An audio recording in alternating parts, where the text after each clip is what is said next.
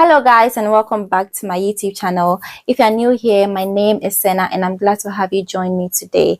So if you're applying for like a course in social work, or you're considering like a career switch into social work, they would usually expect you to have some volunteer experience, which is social work related, or they would expect you to be able to evidence in your personal statements that you have some transferable skills that you've developed in your previous role that can be carried on into the role of a social worker. And this is because although social work can be an incredibly rewarding profession, it's also a very demanding job that requires like a range of skills and qualities and an ability to be able to work with people from all walks of life. So in today's video, we are going to be exploring some jobs that can provide you with a strong foundation for a career in social work, as well as look at some skills and experiences that can be carried on into the social work role. So if you are interested in knowing more about this, then keep on watching.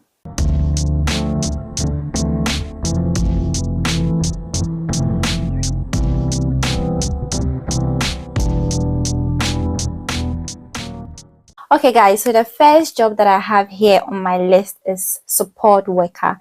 Now support worker is something that is very common here in the UK. So you could be working as a support worker with adults, vulnerable adults, like in a residential home or a care home, which is something that I've done before. I've shared my experience in previous videos. You can check them out. I'll link them somewhere on the screen or in the description box below. So you could be working in a children's residential home or an adult's residential home, or like in a mental health setting. And then as a support worker, you'll be responsible for providing practical and emotional support to people who need help with daily living activities, right?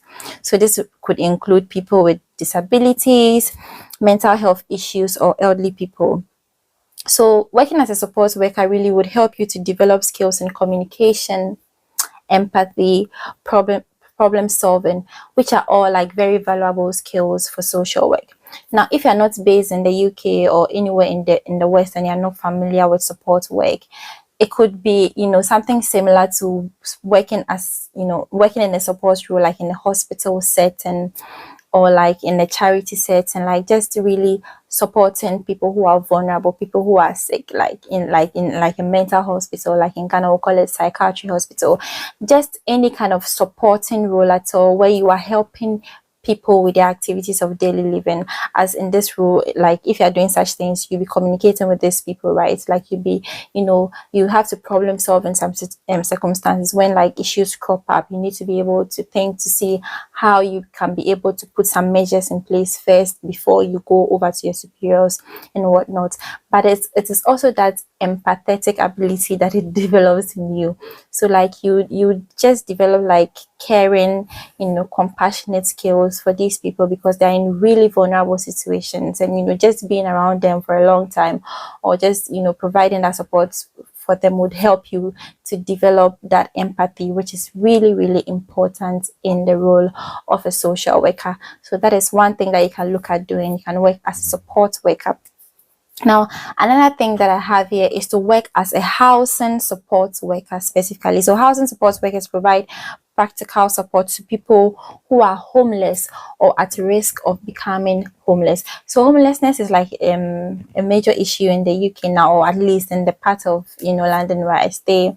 There are so many homeless people, and even in my placement, there are weeks where families present as homeless or at risk of becoming homeless. Maybe they are so much indebted to their landlords or whatever, and they are being kicked out, or they can't pay their rent anymore. They're just in poverty and lack, and so somehow they've lost their accommodation. So as a housing support worker, you'll be helping people in such situations, and you may be working in hostels or other accommodation settings, providing support with housing applications and budgeting and other practical issues. So this role can help you develop skills in advocacy, guys. Like it's so important. Crisis management, because people present to you like in crisis situation.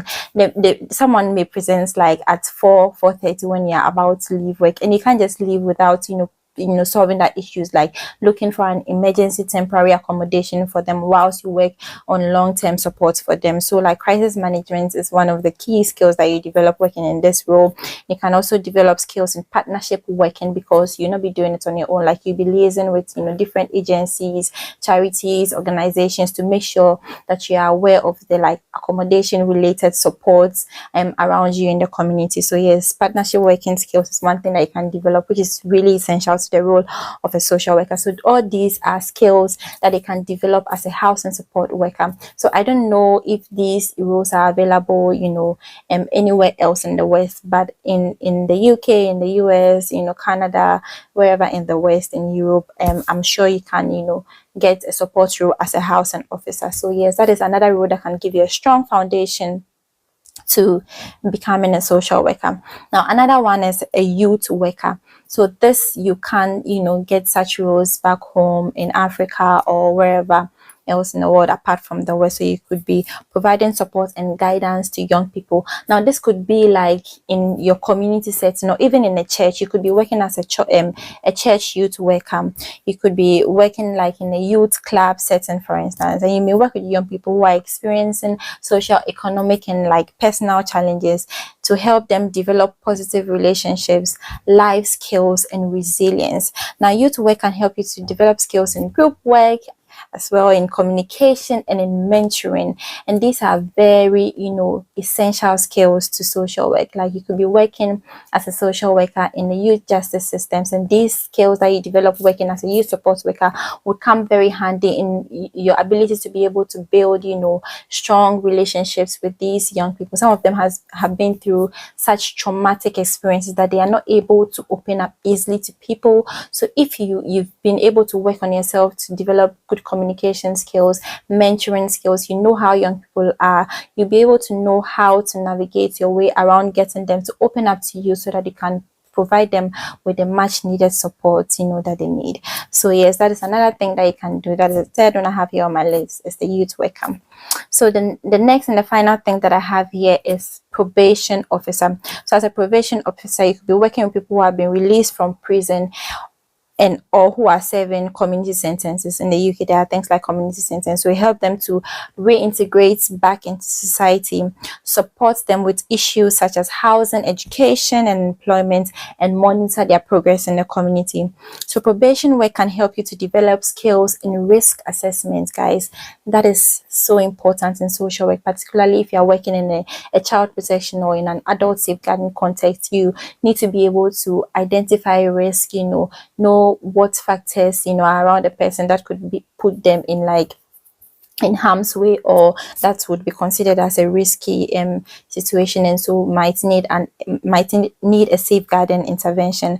It also develops partnership working skills in you, and motivational interviewing. Motivational interviewing is like an approach that is really common in social work, that is used to facilitate the process and change in people. So as a probation officer, like you come across people who have maybe offended before, and your ability to be able to engage them with this kind of intervention would help them to begin to note like what they may have done wrong, and start creating that process of change in their mind, if that makes sense. So that is a skill that you can develop as a probation officer. Now some bonus professions that I can think of right off the top of my head is like education. So if you've worked back home as a teacher, you have transferable skills like a youth support worker, for instance. I'm sure you may have mentored in your role as a teacher. You've developed communication skills and ability to be able to get children of different age groups to be able to engage in activities, for instance, or get them to tell you when they have difficulties maybe back home, or if they're struggling with their academic work. It's all still communication, mentoring, developing life skills in children, working with their resilience or developing resilience in them. So if you work in education, that is an excellent thing, that you have developed transferable skills that can be carried into social work. And there are so many others that you can the I feel like anything that you've done in your past, even if it's accounting, there are transferable skills that can be carried from that role into the role of a social worker. So now let's go on to some of the transferable skills that can be carried into the role of a social worker.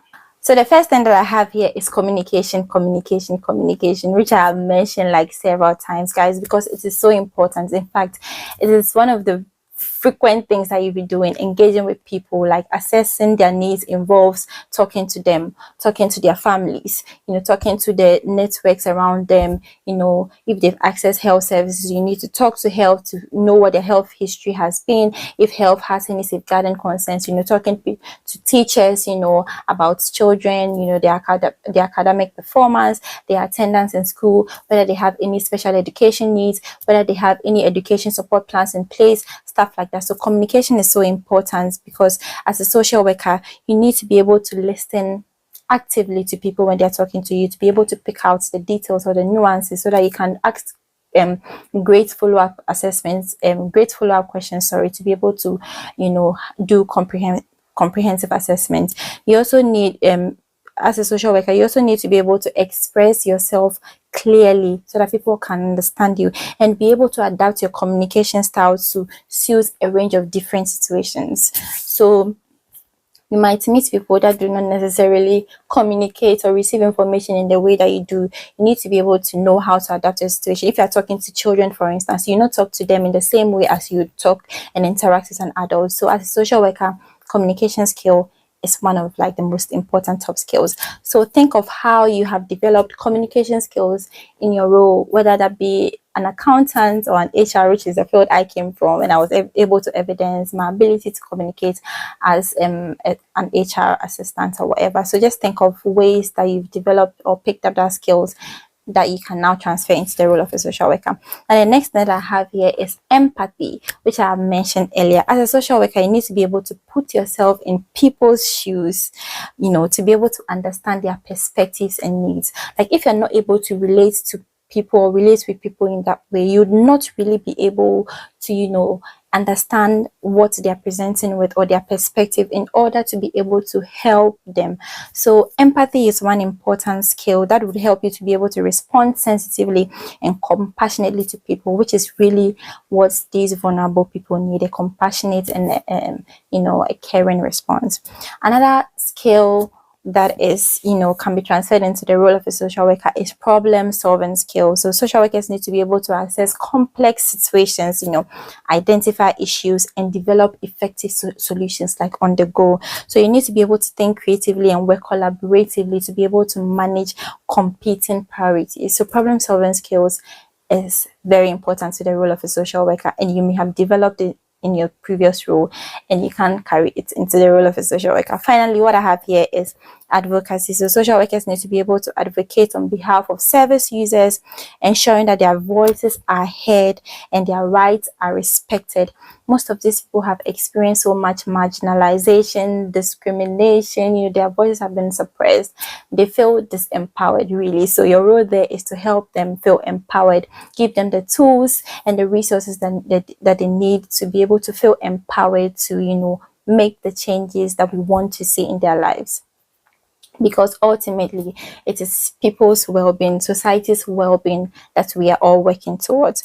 So that is the final thing that I have here, guys. That's a brief overview of the jobs that can prepare you for a career in social work, as well as some transferable skills that can be carried on into the role of a social worker. I hope this video made sense. I hope it was insightful. I hope that after watching this video you'd be able to write a very strong personal statements, evidencing some transferable skills that you have developed in your role. Or if you are yet to start your social work career, you can consider, volunteering in some of the jobs or roles that I mentioned earlier, or think creatively about roles that are relevant to social work, and, just volunteer, or, even if it's a paid role, just do something that you can add to your application to make it a very strong application so that you stand out among the lot. So yes guys, that is all that I have for you in today's video. I hope you enjoyed it. I hope you found it helpful. Kindly subscribe to the channel if you've watched to this point and you're not yet subscribed. Also click on the bell icon close to it so that YouTube notifies you anytime I upload like informative content like this, guys.